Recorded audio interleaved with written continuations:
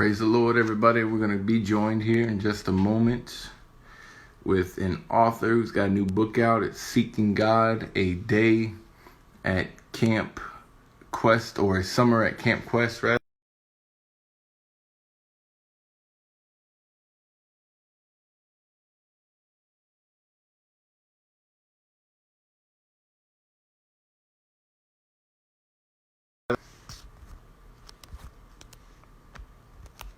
Awesome. Just got on.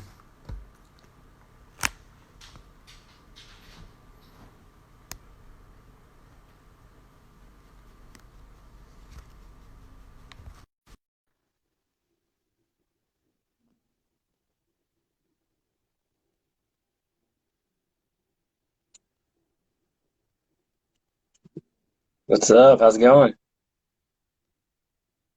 Oh, I can't hear you.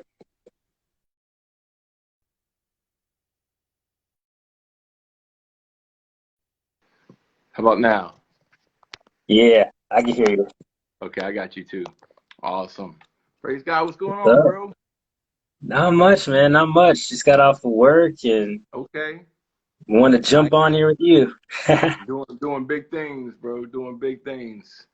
We Trying. got a couple minutes here. We'll go ahead and wait and see if we can get some people up here. If you want, you can share this with some people. See if we can get some folks to join us Yeah, here. I've got some great things to say. Been reading the book, bro. It's been going good, man. Your absolutely. characters, everything, they just pull you in for sure. Yeah, yeah. I try. It's all personal experiences, man. It was fun to write and just be able to relive those and talk about those. So I'm glad it resonated with you. Oh yeah, no, bro, for sure. Just the thought process, and we'll get into it, and you can talk about it as much or as little as you want to. We want Yeah. to make people buy the book and whatnot. So before we get started talking about the book, just kind of pick your brain. How did the whole process come about for you to write this book? Oh man. Well, I've got two books out already. Right, Um, that I wrote, and this one actually I started writing a while ago, and I just was like, I'll just kind of like just write it because I kind of want to get my memoirs down, and it right. it felt good because camp was a huge part of my life. And I was like, I don't want to just write down like the memories just sporadically. I kind of want to make it into a story that if people did read it, like they would get something out of it. And so I just started writing, and it was just kind of like God was kind of teaching me lessons through it, and it just kind of like sort of morphed into what it did. So it Nice. wasn't necessarily planned to be released, Mm. but God was kind of like, you need to release it. It's gonna help people out. No, that's good stuff, bro. Um, so how long did it take you from start to finish when you started writing it? How long did the whole process take? I mean, obviously it wasn't overnight. I was looking back at some photos from last year, and you had Uh-huh. something last year in February where you were talking about it, and you posted a snippet of it, and I was like, "Woo, that jank is potent." I was like, "Bro, when's this coming out?" You were like, Right, hopefully soon." And then, fast forward a year later, you posted the right. same snippet, and I liked that jank again. It was like, "Yo, when's this jank dropping?" So it resonated with me again a year later, and you were like, "Hopefully by May." And sure enough, it dropped on May 3rd, I believe. So Yep, yep. yeah, that's good And the stuff. uh, the writing process wasn't that bad. The writing process was quick, probably about I'd say about 6, 7 months. It was Word, the okay. like editing process and like trying to kind of finalize stuff and looking back over things and thinking, maybe I want to add some more stuff about this and maybe I want to rephrase these things and stuff like that. So it was kind of just the fine tuning that took the longest. That's usually what happens. Like I can write things and get it out, especially if it's personal like this. But just the fine Right. tuning of it, everything, so that I could decide, what, I actually want people to read this. Who did your editing? Did you do that yourself, or you had someone that did it for you? So both. Okay. So I always have a team of people who I trust as far as editing, and then I'll always look over it and then wait like a couple months or 3 or 4 months and then read through it again and then yeah, like keep going through that process like probably about 3 or 4 times. Yeah. Um and then when I'm finally got like everything set, then I'm ready to go. Mm. Yeah, I noticed that's a long book, bro. I mean, it's not like 1,000 pages. That thing's like 296 pages long. It's So more than you that, sit. it's past 300. It's I think on in the paperback, because I got the paperback here, it's 367. See, bro, that's crazy. Like that's a long book, bro. Like I was getting it in, and I felt like I was reading for a minute. You know what I'm saying? Like I put 4 hours into that thing. I'm like, yo, all right, let me tap my percentage on my Kindle. Let me see how far I am into this thing. And that shit Right? was discouraging. I'm like, yo, I'm only 24% into this. Like, yo, but at the same time, I'm like, man, there is so much more that's probably gonna unfold that I never even, I didn't even realize was probably gonna take place. So right now, I'm about 50% through the book, and man, that jank is a beast, bro. Like some of the stuff that you have in there, and we'll get into that in a second. Um, Yeah. so you said it took you about 6, 7 months to write everything, but then from there, you went ahead and you started doing the editing process, and it seemed like last year you already had the template for the what it was going to look like on the cover. You pretty much had everything already outlined before you even started getting this thing forward. So in your mind, you already saw the vision for what was going to take place before you actually saw it come to pass. So that's pretty Yeah. cool. Yeah, Yeah. good stuff. Oh, there was how many pages? So you say you did it in like 7 months. How many pages would you say you wrote? Was it like an everyday thing, or did you break it up? You'd write like in a binge 40 pages and then not write for a week. How did that whole process go? It's kind of like in the moment. There's sometimes when I'm writing that I'm in the zone and I can just keep going. And before you know it, I've done like, 10, 12 pages or something like that.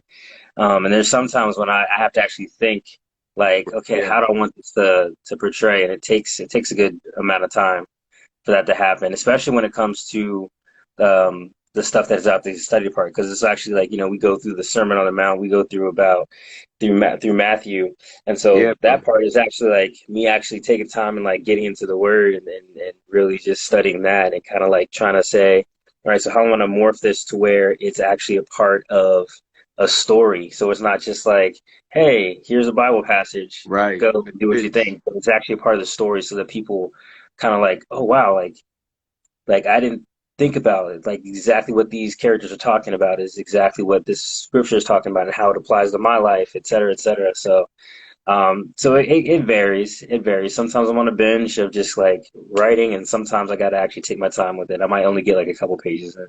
Right. But then you're doing all the preparation behind the scenes stuff at that time period.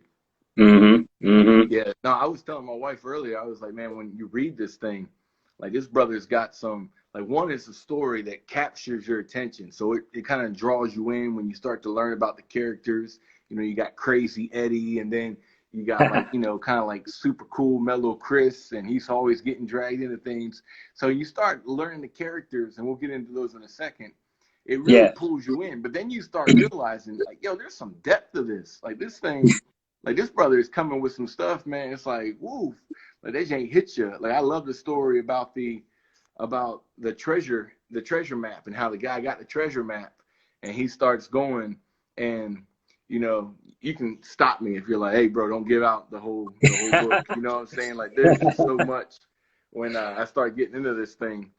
But like that was one of the things when you said that, and then when Christy was talking to, I believe it was Eddie, and she was sitting there saying some different things about having a true walk with God, and all of a sudden Eddie gets offended, and he's like, "Oh, so you trying to say that I'm not saved because of this?" And she's like, "Yeah, no, you're not." You know what I'm saying? It's like, Right.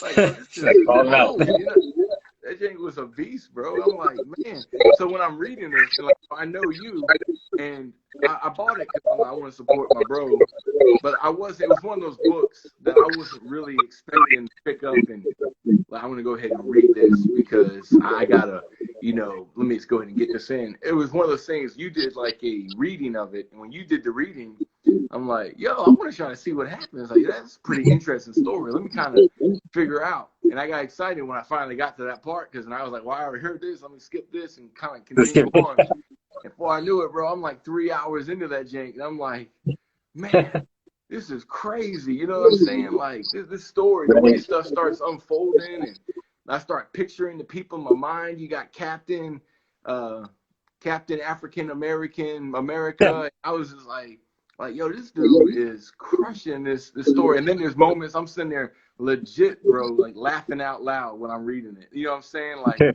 the whole mountain boarding story, I could see. God. And then in my mind, you're Chris. You know what I'm saying? Like, I put you as Chris, so you're already there, bro. Like, this is real life story. I got you as Chris.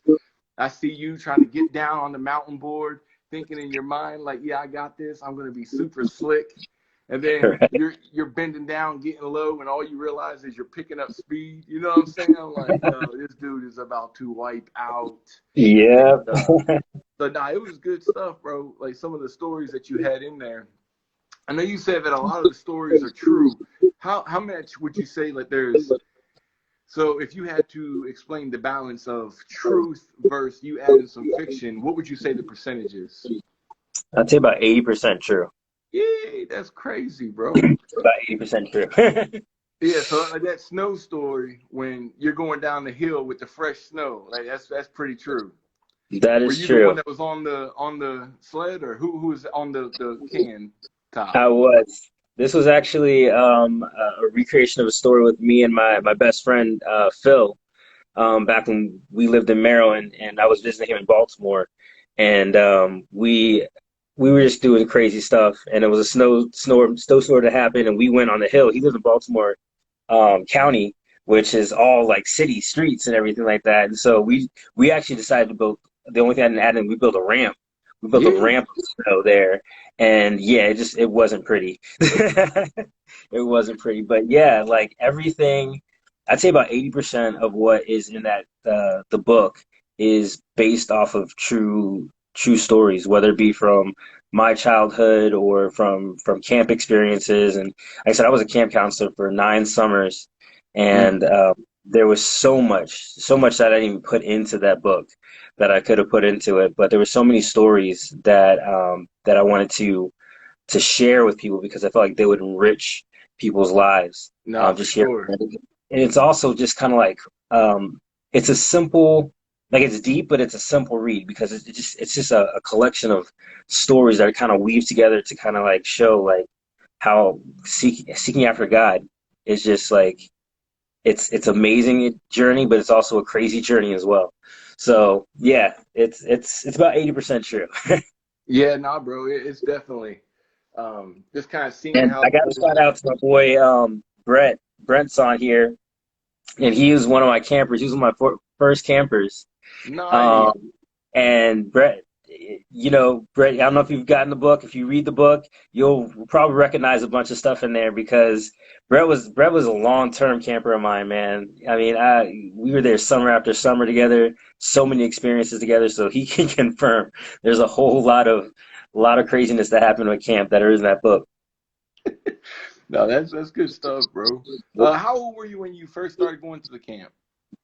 So I was 14 when I did what our camp calls LIT, which is leadership and training.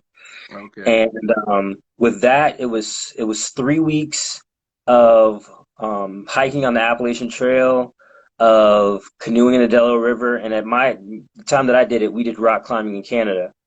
And it was a huge experience, and that was the first experience I had at that camp, which was called Camp Sandy Cove. And it was Brett said, yeah, all summer. Yeah, it was just an amazing experience, and I was like, I need this experience in my life summer after summer. If I can keep coming, I'm gonna keep coming and just feel God just do amazing things and give me amazing experiences. So yeah, I was 14 at the time. Nice, bro. And you started becoming an actual counselor when you were what, 16 or 17? I was 16 when I became a junior counselor, And then I kind of hint towards junior counselors positions in the camp, and then I became a head counselor at 17. Nice, bro. Look at that. That's pretty cool. Um, it seems like y'all had fun too. So is the story true when you said how you became a counselor with Eddie and everything, and hey, let's go be counselors? Is that kind of true, or how did you actually how does that actually come to pass for you to become a counselor? So that was kind of like that part was kind of like a kind of transition in between some of the stories about my childhood and becoming a camp counselor. Eddie is loosely based off of several characters. Um, One very, very close one that probably could resemble Eddie was a friend of mine, Mike, who became a camp counselor probably my fourth or fifth year there. Okay.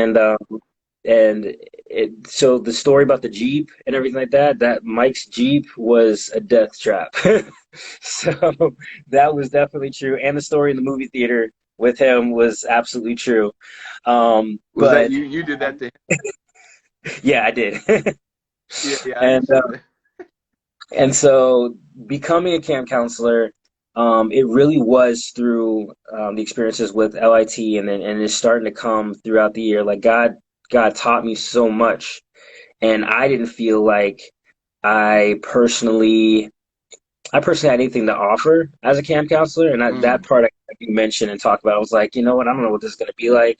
I knew that I loved doing stuff like working with youth, and I loved the aspect of just being at summer camp. Like I loved it. right, All of my friends were doing like these crazy vacations and going to like trips and stuff like that, and I was like, I kind of just want to go to camp, and no one really understood it. They were just like, you just want to go to camp? Like, what do you do there? And I was like, you have no clue. But right. yeah, it was kind of just a process of just God working throughout my life and just saying, you know what, I'm going to teach you a lot. You're not going necessarily for you to teach, but for you to be taught. And so that's where it came into play. Yeah, no, I love the statement when you were in the book and you were watching how some of the kids responded and how they acted at some of the services and some of the devotions. And you had the statement in there, you were like, man, do some of these kids know God better than I do myself? And it was potent, bro, because it was something like a transparency and an introspection when you're looking at yourself and you're able to see that there's something that's probably missing in you, but you can identify it in another person. And then it Mm, kind of led you on a journey to where you're like, all right, I want to go ahead and be serious about this. And then, and bro, that thing, it pulls on your heartstrings when you're sitting there and you're seeing the sermons come to pass. And then, you know, Christy starts talking to them and they can see but there's a transformation that's taking place. And then you fast forward, 5 years later or whatever it is, and they come back and there's a different feel to them. You know what I'm saying? You can see that Chris and mhm, Eddie had a little bit of a transformation that took place, even though life may have happened. Through the course of it, when they came back, it was more like, hey, we're here not just for a job, but we really are seeking God. Like if there's something that the Lord has for us, we want it. And then that was evident with the morning devotions when it's like, hey, let's start getting up and let's start really seeking God. yeah. And that was one of the things when someone even said it to I think it was Chris, when they were like, you've showed me Jesus, and it's like, man, how have I showed you Jesus? You know what I'm saying? Like, who am I that you see Jesus in me? It's like, well, I see how you get up in the morning before everything gets started and you do devotion. I see how you do this. So it's one of those things where sometimes our lives are the only Bibles that people are going to be able to ever read. You know what I'm So true. saying? And like people will look at us and they'll be like, man, I see Jesus in this person, even though we may think there's nothing special, but at the same time, Jesus is reflecting himself in our lives if we allow him to. And Mm. I've seen how, Christy, if we go and we fast forward, one of my favorite stories in the book, bro, that really just like hits you is when little Marissa comes into the story. You know what I'm saying? You can stop me, bro, if you're like, yo, bro, be quiet. You're giving away the whole book.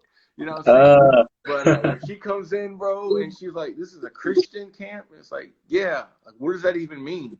What means we right. have Bible study, we have devotion, we have worship, and okay, well, like, so what is that about? It's like, well, we're going to teach you about Jesus. You know who Jesus is? Like, no, but I'm glad. I'm looking forward to meeting him. You know what I'm saying? Yeah. The part that hits you, bro, is at the end of that camp when she goes to Christy and she's like, is Jesus a female? And initially, bro, I'm like, all right, where's this brother going with this? You know what I'm saying? Like, all right, here we go. We're about to get off the wall with this. And then she explains that statement, and it's just like, woo, you know what I'm saying? Like, man, It's heavy. gotta be Jesus. So I It's was heavy. hoping So that, yeah, bro. So that thing, that that that thing hit story me. is probably the most important one for me. Just because that while I in the story portray it happening to Christy, it actually happened to me. Mm, Um, I think it was probably my fourth or fifth summer as a camp counselor when there was a female camper, a girl camper that during the start of the week I saw her kind of struggling to bring her bags to her cabin. I helped her out, and she asked me like, "What is this camp about?" And then throughout that time, you know, throughout that week, kind of made it a point like I want to kind of like show Jesus to this camper.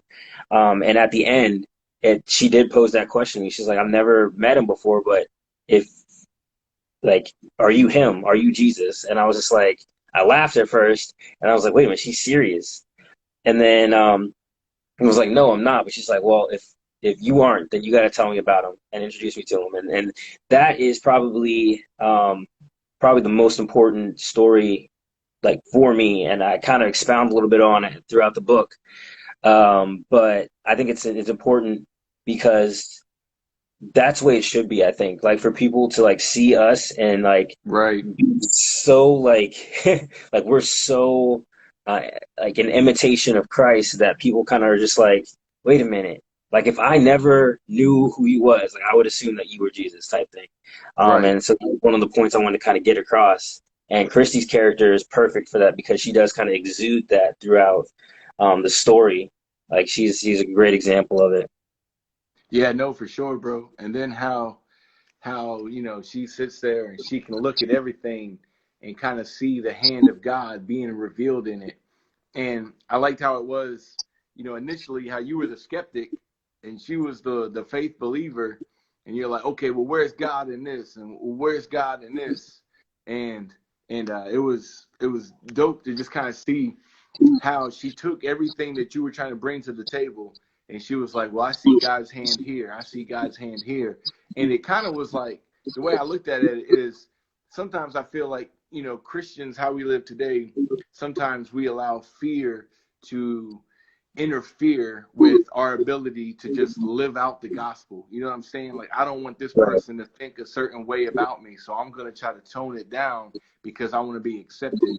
But the thing that I loved about how you portrayed Christy right there in that situation is she didn't back down. You know what I'm saying? Like, she sat there and she saw your skepticism and she saw that you were cynical and you were kind of like questioning, but she didn't back down. She met you with it. Same thing with Eddie. She was like, nah, bro, you ain't saved right now. I don't care what prayer you said. The prayer ain't Right. it. You can't find that in the Bible. You know what I'm saying?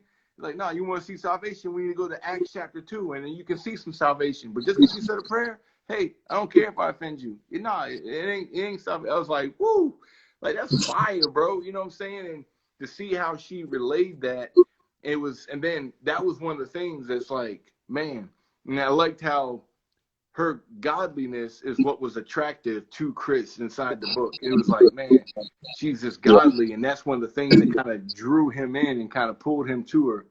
Um, so yeah, I just love that. I thought that was great. Another thing that you have in the book that is really just over the top, bro, is just some of the stories. You know what I'm saying? Like the stories that you got in that, James, bro. Like there's multiple times that I'm like laughing out loud reading this thing. Like, we talked about the mountain boarding, we talked about the snow sledding situation, but even the tubing, bro, you know what I'm saying? When y'all are having a great Oh time and everything is God. blissful and y'all are just, oh, this is all heavenly, and then y'all realize, Hey, what are y'all doing out there? We're tubing. We're good. Y'all got 10 miles. 10 miles. Oh, and then it becomes a workout. You know what I'm saying? Then it Like, becomes like, yeah, it was torture after that. And about to that, yeah, I die. remember that. That was definitely true. We were supposed to scout out this tubing trip, and it wound up like it's supposed to be a few miles. We were like, be done by lunch and everything. And oh man, it was so long. So like our arms were raw, like it was raining on us. It was miserable. Yeah, that's And not so, fun, bro. That's like no bueno. You know what I'm saying? Like, woo. I mean, I just thought it was funny. Y'all are sitting there, like, laying there. You're like, I fell asleep for 10 minutes. You know what I'm saying? And then you wake up and it's survival mode. Like, yo, we might die out here. Like, we got to right. get this going because they're going to try to pick us up over here in 2 hours. And we got to get it. And uh, Oh, and then the army guy was the only one that could really keep it going and stuff. So that story, bro, that was a laugh out loud moment. Just imagining how everything was going on in my mind. I'm like, yo, this is hilarious. And then another one that was like a legit laugh out loud moment is when the guys try to be all cool and sneaky and they come to the girls' dorm or cabin or whatever, and they got the one boy dressed up like a gorilla. And you know what I'm saying? They're sitting there snapping sticks and everything, and the girls are starting to get a little bit freaked out. And then they come to the door, and everyone's screaming and yelling. They see the gorilla, but then the brothers leave him. You know what I'm saying? They forget that he can't see nothing. So I'm cracking up at that. I'm laughing like, yo, this is hilarious. And then when they realize what happens, they don't go back and get them. They bust out and they start laughing. And then they got Pepe Le Pew right there. So I mean, there was so many funny moments that just go on from that point, bro. And then the next day, y'all are sitting there eating breakfast. Everything's cool and copacetic, and y'all are like, all right, cool, this is good. And then it dawns on Chris, and he's like, man, the girls haven't even said anything about what right. happened last night. Like, what would all right, everybody, we're doing some CPR training. Oh, okay, we're going to do some CPR. All right, cool. All right, they don't even want us to do mouth to mouth anymore, but nonetheless, we're going to train for it. Here's your individual mouthpiece. This is what you will put in the victim's mouth. And then the guys take that jank, and he's like, immediately my lips started tingling. And, and bro, I could resonate because I'm like, yo, I like spicy food, but Right. ghost pepper is on another level. You know what I'm That's a saying? different. That's a different thing Like altogether. it's different, bro. And I know from experience because sometimes my brain doesn't, it don't go all the way up. So we were at a Mexican restaurant and they had ghost pepper on the line to where you could go get it. Oh. And Uh, I'm kind of like crazy. So we got she's like a sister to me and she's there with her husband. I'm there with my wife. My wife and her husband are more level headed. And I'm the stupid one, and she's not the brightest crayon. You know what I'm saying? I love mhm. her, but we're kind of one of the same. And I'm trying to challenge her, like, hey, let's eat a ghost pepper. I'll do it if you do it. She's like, no, I ain't gonna do it. Her husband's like, no, don't do it. But bro, I convinced her to take her finger, and this is how I know about the juice from a ghost pepper. Like, let's just put our finger in the ghost pepper juice and put it in our mouth, and let's just, let's go with it. So we do that, and bro, I don't know if I got more juice than she did or not, but immediately, bro, tears and snot and drool, and I'm like, Only take the dip. crying. Only take the spot. Bro, it was just a tiny bit, just enough to put on your finger, and then, like, bro, and then it stays on your fingertips. You know what I'm saying? I went to the bathroom to wash my hands and then use the restroom, and the Nope. story just didn't go good from there. You know what I mean? Like, it was torture. So when I see that and I hear about the guys running to the water fountain, I'm like, yo, I've been there. You know what I'm saying? I was Right. drinking the water and I'm like, yo, where's the waitress at? Where's the waitress? You're like, your lips are all like numb and you're like, what are we doing? And then y'all get back and they're like, oh, we got some milk for y'all. It's like, ooh, man, like killing me right now. So that was hilarious, bro. And then crazy Felicia, like this chick, bro. I mean, she could probably have beat some of the dude. I'm sitting here listening to Chris and her get on wasp duty, and Oh yeah, that how was one that of my whole thing favorite stories. transpired. I'm like, yo, I probably would have broke a bone if I was with them. You know what I'm saying? Like something would have been broken. It wouldn't have been good.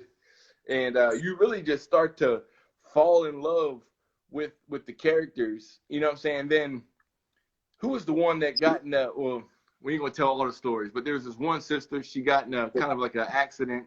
She's in the hospital, and the thing that hit me, bro, is it was while she was in the hospital. It's like, hey, it's kind of like a come to Jesus moment where it's, you know, God is good and He loves you regardless of what it is that you're having to go through. You know what I'm saying? Yeah. And then Yeah.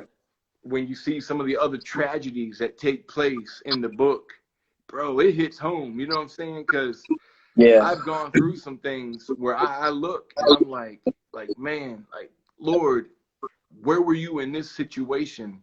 And then the Lord, He's always faithful. Even when we don't see His hand working in our lives, He's still there and He's still Yeah. faithful.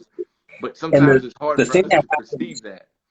And thing the that way that you happens, and wrote, it's interesting because, you know, we were talking earlier about when Christy and Chris are in the hotel and they're talking about, like, Chrissy's like, we see God in everything. We can see God in everything. And she's actually, like, low key setting him up for that summer in a way, because that's what it is. All these stories, they start to see, like, oh wow, like I see God in this, right, and like I see him in this interaction. I see him at this, and it almost sets the reader up for like that. That's the book. Like what Chrissy said, like I see God in everything, and like I right. can see this and this and this. So when you get to these stories, you're like, wow, like every situation that each of these characters are in. And that was one of the reasons why halfway through the book, once camp starts, I start to tell stories through each individual character. Like the first half is just like it's from Chris's perspective, but the second half of the book, it's through different character, like different camp characters, and so you start to like not only fall in love with them, but you have to see these experiences through their eyes. Yeah, through Um, their point of view. No, it's yeah, been good for sure. Definitely. So how did you come up with, you know, you put it on your Instagram like last year, and then you posted it again a couple months back, and you were talking about the person that had an uncle that was sick, and it was like, okay, so God's gonna heal my uncle, and it's like, hey, do you know me? It's like, yeah. Do you trust me? Yeah. Why do you trust me? Well, I trust you because I know you. And it's like, well, could it be that you don't trust God because you don't know Him? And bro, like instantly, it's like a light bulb moment. You know what I'm saying? yeah, And I think I told you this before in the past, where my mom passed away in 2012. And the hardest thing, I remember praying, and I would sit there and I would tell the Lord, and I'd be like, Lord, you know, the hardest thing for me right now is I just don't understand. Like, why did my mom have to die right now? She was only 65. You know, I hadn't seen some things that I had been praying for take place in her life. So I was at a point where I was just like, I don't understand you, Lord. And we had a sister from our church. She came and she dropped off some food for my wife and the family and everything. And she asked me, she was like, brother, how you doing? I'm like, I'm good. She's like, no, you know, don't play with me. Tell me the truth. How are you doing? And I got real and I was like, yo, I'm hurting. You know what I'm saying? Like, and I told her, I said, the hardest thing is I don't understand. And then these next words that left my mouth, bro, it's like it was God speaking to me through me. And it was, but you've got to trust God even when you don't understand. And as soon as I said it, it was like, man, my throat got heavy and tears came to my eyes because I had just heard the voice of God, and I was like, whew. And then that started the healing process. And the next day, I was sitting at the house, I was brushing my teeth, bro, in the morning, and I heard that still small voice of God whisper to me, and He said, trust can't be exercised until understanding is no longer present. Now that right. you don't understand, show me that you trust me. Bro, I remember sitting there brushing my teeth in the bathroom mirror and just breaking down crying.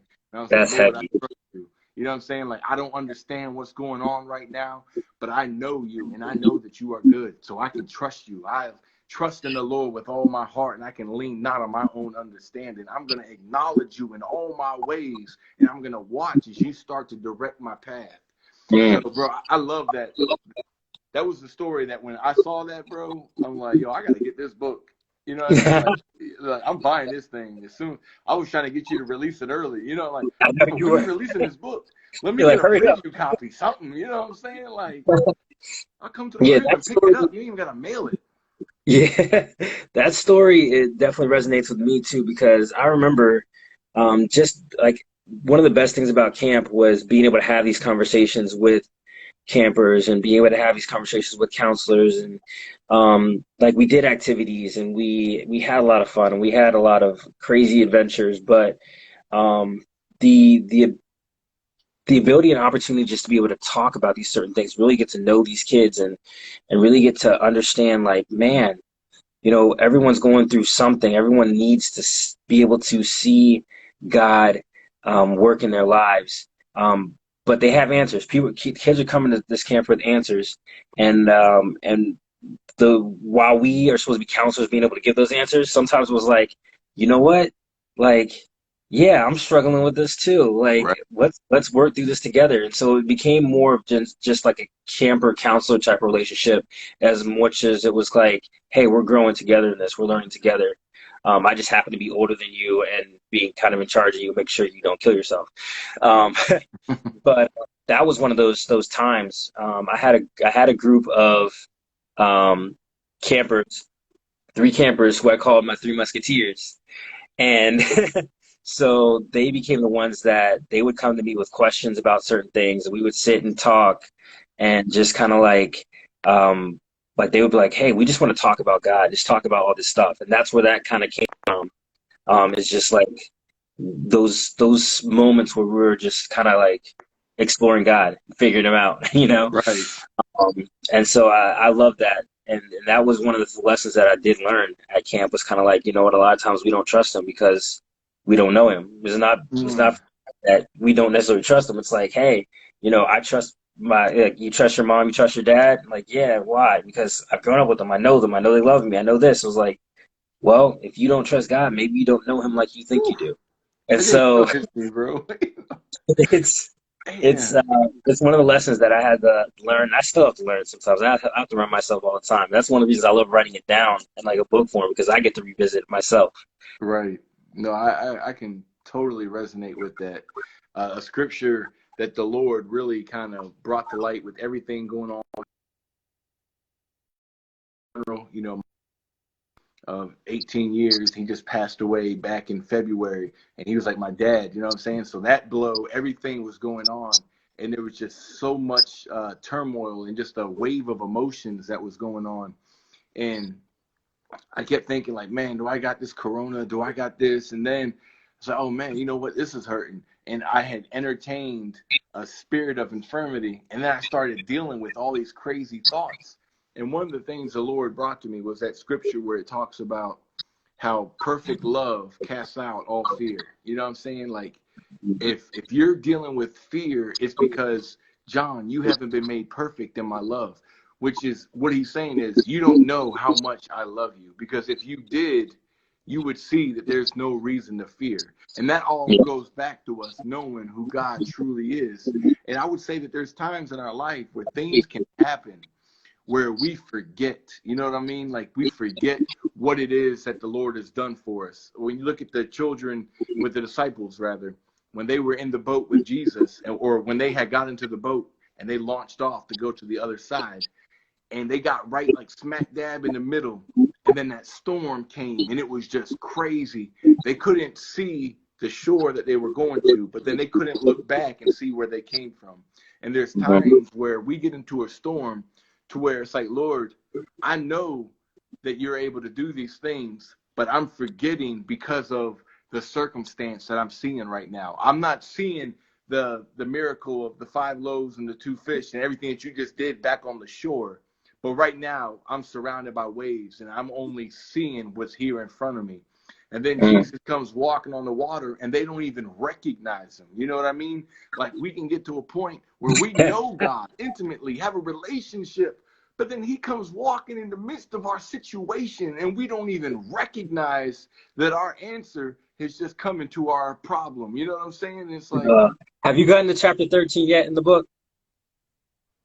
what's the title of it? Um, Courage, I think, is his No, I title. ain't been there, bro. Right now, I think I'm just finishing up piggybacking or something like that. Okay, well, talk to me Oh, when you when you've read Courage. You're gonna be like, dang, we were just talking about. Yeah, yeah. I'm not gonna spoil that for you. I appreciate that. I've been doing it for everybody else. They're gonna be But like, "Oh, no, I I remember mean, when he told that story on that live." But But even with the story, the amount of stories that we're talking about, like there's so much in the book that you're just like you read it, you're there's so much in there. Like I packed so much in there just because. So all the yeah. stuff, guys, if you're watching this, all the stuff that you're hearing, like still buy the book because you're there's tons that we're not even mentioning. You're not even gonna, And what yeah. is the book called? It's Seeking God, a Seeking summer. God, a summer at Camp Quest. Where can they find that at? So Amazon, you can get it for any ebook, Kindle, and basically if you look it up online, you'll be able to find it. Seeking God, a summer at Camp Quest. Yeah. Yeah, yeah.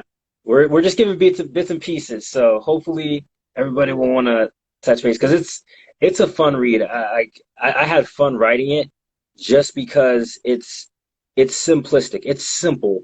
It's like it's a story of camp, you know, It is. but there's Yeah. so much packed into it, and that's what I wanted it to be. I didn't want it to be like so heavy that people were just like, "Whoa," and I can't read this. I want it to be fun because these chapters are long. Like these chapters, like, 10, 12 pages. I pack a lot into it, but it's all just kind of like a whole story that you can just jump in and really just fall in love with the characters.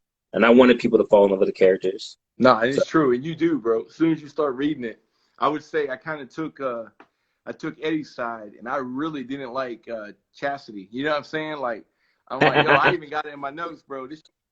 I was like, yo, this chick is a flirt. She got on my nerves. I was like, man, I do not like this girl. You know what I'm saying? I was like, I just don't like her, man. Like, she's shady. She's got like a spirit on her. You know what I'm saying? I'm over here looking at the people in the book, and in my mind, all this stuff is true. So this is a real chick, and she is, man, she grimy. You know what I'm saying? Like, yo, like Eddie, you need to be warning your boy. You need to holler at your boy. And where's Christy in all this? You know what I'm saying? Like, yo, right. how come she ain't over here speaking life and wisdom? And bro, you need to go and read Proverbs. You know what I mean? Like, what in the world? You know what I'm saying? Your adversary is like a roaring lion. You know what I mean? You need to be sober, be vigilant. I'm like, well, what in the world? Where's the discretion here? So I'm reading that, Jane. I'm getting fired up, and I'm like, oh, all right. Well, maybe she's cool. You know what I'm saying? Like, all right, Maybe it's not that yeah. bad. You know what I'm saying? Like, all right, well, there's a little swerve. I wasn't expecting that. Okay. And then you got so much in that book, bro, with the canoe and everything. And you got two other books as well. How would you say that this book differs from your, was it like broken prayers or Yeah, God make me uncomfortable and God make me broken. Um, it's different. For God make me uncomfortable, God make me broken. Um, I think they're a little bit heavier, a little bit mm, deeper. They do they're based off of prayer. So they actually, like, the whole book is based off of a prayer. Like the chapters are named after parts of the prayer, everything. And it's more of like a devotional, um, like a devotional, like a fictional Bible study type thing. okay. So, and I kind of wrote him like that. A friend of mine described him as like a modern day parable, and that's basically what it is. So it's something that you can read as a book, as a fictional book, or you can read it as like a devotional. Each chapter has a devotional after it. And that, I think, was probably the difference. This one, Seeking God, was meant to be more of a story and have that more of a story feel. While the other ones do have story, like follows actual story, it's more of a devotional. So this one, I kind of wanted to keep it, like I said, simple and light, and have the truth in there, but make it more of like, hey, this is just a fun read. This is a summer read. This kind of reminds me of like my childhood or things that No, happened to me as a kid at camp for sure. or something like that. Mm-hmm. Yeah. Yeah, if you went through a summer camp, you can kind of see shades of, your youth in the books. It's like, yo, I could so see that happening. You know what I'm saying? Like Right. dude sleepwalking and you know what I mean? Like yo, I can see that. You know what I'm saying? Yeah. So but yeah, bro, I've enjoyed it so far. What I've read, haven't read everything. And so unless you got some crazy twists in the like towards the end, and I had to text you and be like, bro, you missed it. You know what I'm saying? Like this is crazy. But what I've read, bro, it's tremendous. And I don't know if everyone knows, not only are you an author, but you're also an artist as far as music. Yeah. Don't you have like a new album coming out here pretty soon? Yes. It's going to be released on May the 15th. There is a way for you to buy it early through a website called Beatport, Okay. but everything else is going to be released on May 15th, and it's a project called But He Is Strong. And it's a project that one of my good friends in Northern Virginia, he contacted me. Is like, we need to do some music together. We need to kind of like, we need to get back. I need to get back into it. And then a producer friend of mine in Sweden was like, hey, I want to do some music with some Christian artists. I want to do like a whole EP type thing. Nice. He contacted like 7 or 8 of them, and Tramel and I were kind of like the only ones kind of like really like, let's go, let's get this done, let's do it. So we decided just to kind of do it with us two.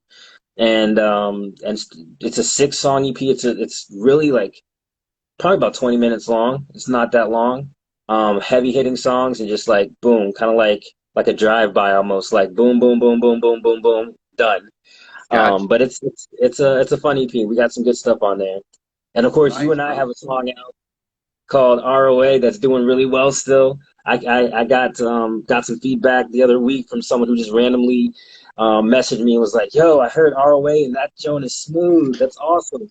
So definitely, if you have Spotify, Apple Music, iTunes, check out the music. And I have a link in my bio on Instagram. And that's rep. So rep ROA, the righteous emissary of praise. What You do know people? it. They don't know. um, Man, bro, I definitely appreciate you doing this, man. It's been a blast having you come, and I kind of get to pick your brain, and these are questions I wanted to ask you anyway. You know what I'm saying? I try to Definitely. I try to abstain from sitting here texting you while I'm reading this thing. Like, bro, you got to tell me, is this true? You know what I'm saying? Like, there was a bear in the woods, bro. Tell me, is this true? Like, so, Yeah. like, there's stuff I've been wanting to hit you up. So I was like, man, we should just try to see if we can get together and do a live video and kind of, promote it. Yeah, But at man. the same time, I can pick your brain and ask you the questions I've been wanting to ask you. Definitely. Well, I'm excited for you to finish it, man. You're almost there. Yo, I'll be done by the weekend for sure. It'll be a wrap. There it goes. God, Summer Camp Quest. Link is in my bio for all my books and music. So definitely check it out. Amen. Absolutely, bro. If you had to sum it up, what would you say? If there was one thing that you could tell people that you want them to get from this book, what would it be? Mm,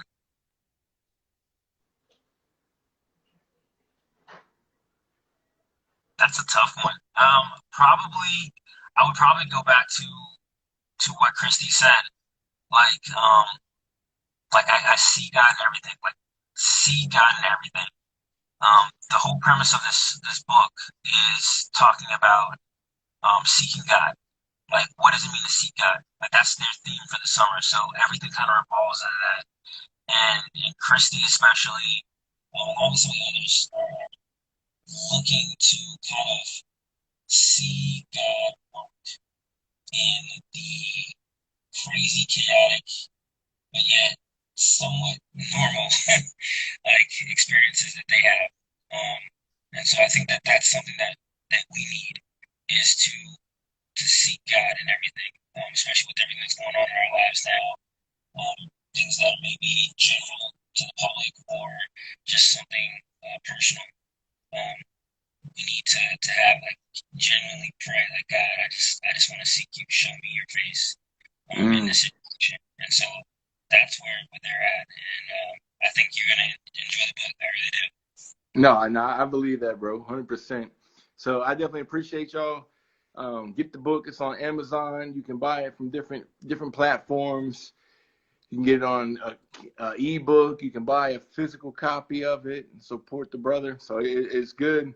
And we'll leave you with the question that Christy asks the brothers in the beginning of the book. What are you here for? You know what I'm saying? Like, woo. And I think about when we're seeking God, we're seeking our creator. So in order for us to know our purpose, we have to first, so if we want to know what we were created for, we have to know who created us. You know what I'm saying? If I want to know why I'm created, I need to go back to my creator and I can see what it was that he intended for me to do. So when I look at that book, I'm like, man, this is what we're trying to find out. We are seeking God so that we can see what we're here for. And I love it, bro. I appreciate you doing this, man. I look forward to reading the rest of it and hitting you up and maybe even having to FaceTime you or something just so I can pick your brain about some of these stories, bro. It's been a joy for sure. Absolutely, man. I appreciate you. Thank you. Hey, not a problem, brother. I appreciate you. Y'all have a good night. Y'all be blessed and support the brother. Good Bye. night. Take care.